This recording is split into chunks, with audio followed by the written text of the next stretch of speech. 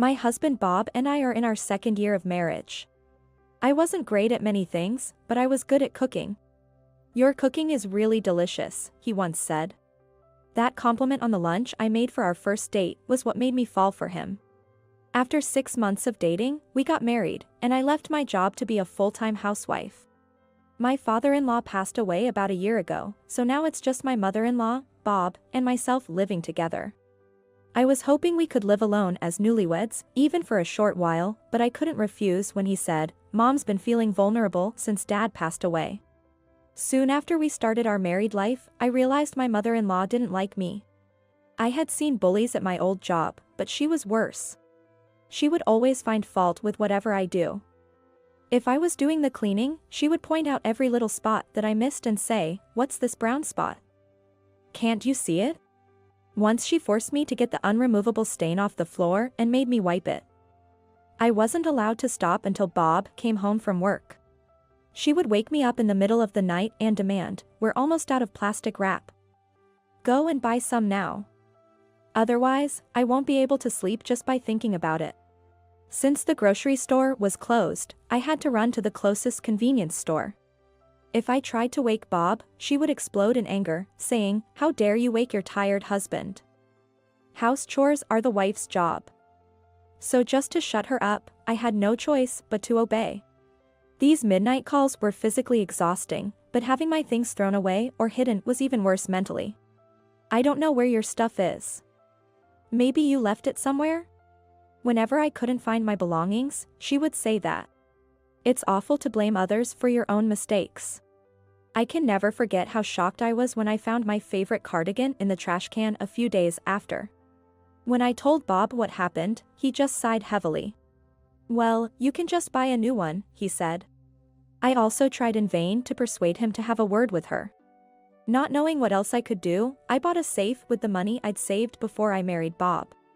I kept my belongings out of her sight, especially my valuables, which I stored in the safe.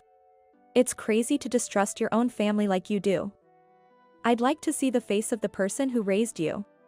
Her harsh tone intensified, and every time she opened her mouth, I had to brace myself for the inevitable verbal attack. She would criticize every meal I cooked. Too bland, or no taste at all. When I tried making the taste stronger, she complained it was too spicy. I couldn't help asking my husband for his opinion on the taste, as I wasn't sure about my cooking skills any longer. "Mom has very strong food preferences. I think it's delicious," he said. Cooking, once a joy, became a chore. After a year of being bullied by my mother-in-law, I had an epiphany. My staying home all the time was the problem. Realizing this, I decided to start working part-time. I quit my job to be a housewife as requested by Bob when we got married, but if staying at home was this painful, I wouldn't have left it so easily. Despite a slight gap in my career, I was valued for my quick learning skills at my part-time job, and it simply felt good to be praised again.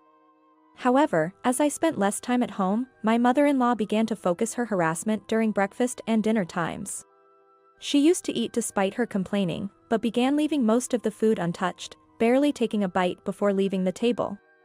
I can't even remember how many times she accidentally knocked over her soup bowl. When I swallowed my pride and asked her what was wrong with the meal, she'd laugh, saying, "You think asking will solve everything, don't you? Why don't you try thinking for yourself?" I was left alone to clean up her leftovers at the dinner table. But one day, my mother-in-law really crossed the line. While we were having dinner, she suddenly stood up, took her plate in her hand, and headed to the kitchen. As I looked up in surprise, our eyes met, and she smirked. "What?" By the time I realized what was happening, she had already thrown the meal I made into the trash can. "This is such an awful-looking meal. The dog food would even look better than this," she scoffed. I looked at Bob in disbelief, but he just ignored me and continued eating. I just couldn't believe what I saw, so I rushed to the trash can. I opened its lid and looked at the ruined food. "This is terrible." I turned around to see Bob, but he wouldn't even look at me. She probably wasn't feeling well. That was how he dismissed his mother's actions. How could she throw the food away right in front of the person who made it? As I became more upset, Bob scratched his head in annoyance and said, "Look, I have work tomorrow. Unlike you with your part-time job, I'm a full-time employee, working hard from morning to night. What's wrong with doing a part-time job? I work, cook at home, and then have my cooking thrown away by your mother. My voice broke with emotion, and he sighed deeply. Lisa, you're becoming a nag. Mom's probably irritated by your nagging too, you know. And if it's that bad, then you shouldn't be cooking anymore. After saying that, Bob walked into his bedroom, leaving me staring at his back in disbelief. I finally realized that he didn't care about me at all. Something inside of me just snapped. The next day, I prepared breakfast as usual, and let both Bob and my mother-in-law know their breakfast was ready. Bob sat down to eat, but my mother-in-law grabbed her plate and said, "Not even a dog would eat this in the morning." Then she threw her breakfast in the trash can. Without a word, I stood up and took away the breakfast I prepared for Bob. What? I will have it. I quickly sat down and started eating his breakfast. I stopped reacting to my mother-in-law's actions and completely ignored how upset Bob was. Hey, why are you eating my breakfast? What are you doing? They both exclaimed. I looked at them innocently and replied. Well, since your mother said a dog wouldn't even eat this, you shouldn't be eating it. I will take responsibility for what I have made and eat it myself. No, I didn't say that. But you didn't deny what your mother said, did you? Bob opened his mouth but seemed unable to find anything to say. Lisa, stop talking nonsense and make Bob's breakfast. I looked straight at my mother-in-law with a smile.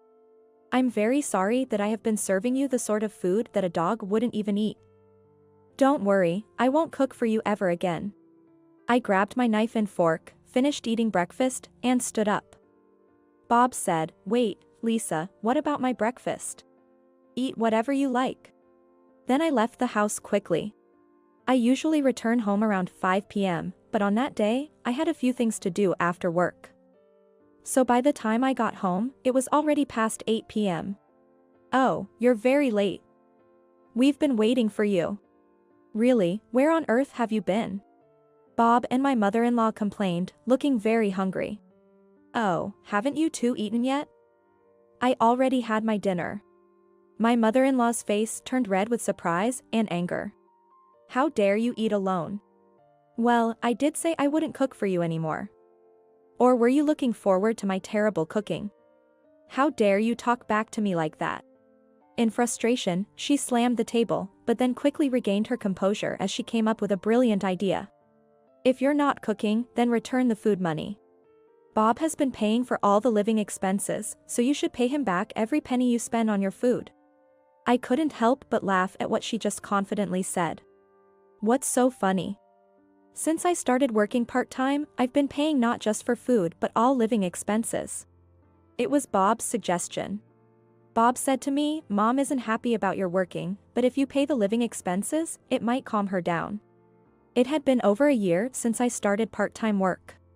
That means I had been covering the living expenses for the last half of our married life. My mother-in-law, apparently unaware of this, looked shocked and turned to Bob. Is that true, Bob? Well, you wanted more pocket money, so... Bob, with a pitifully soft voice, making excuses. He had me provide the living expenses and use the extra money for his mother's allowance. You seem to have been spending quite a lot on extravagant meals. What? In the mailbox I found a flyer for regular customers at some lavish restaurant. I had thought my mother-in-law made her own lunch, but after seeing the flyer, I had a suspicion and found some receipts from that restaurant in a trash can. Shouldn't the proper thing be to pay back all the living expenses I've provided? After all, it was my hard-earned money. Don't worry, I'll be sure to bill you properly. With a full smile, I said to my mother-in-law, who was trembling with anger. Hey, what do you mean by billing? Bob, perhaps sensing something, turned pale and stood up. I want a divorce. And of course, I'll make sure I ask for alimony. Divorce. He muttered in shock, but soon realized something and brightened up. Do you think you can afford to live on your own with what you earn from your part-time job? He probably thought I would struggle financially. About that part-time job, I've been offered a full-time position. What? I've also decided where I live. My actual plan was to commute from my parents' home for a while, but what I said seemed to give him quite a shock. I'll get my lawyer to handle the proceedings from now on. Leaving those words behind, I went to my bedroom, grabbed the luggage I had packed the night before. Bob seemed to be in a state of shock and was still standing beside the dining table. I ignored and walked past him. "Lisa, I'm sorry."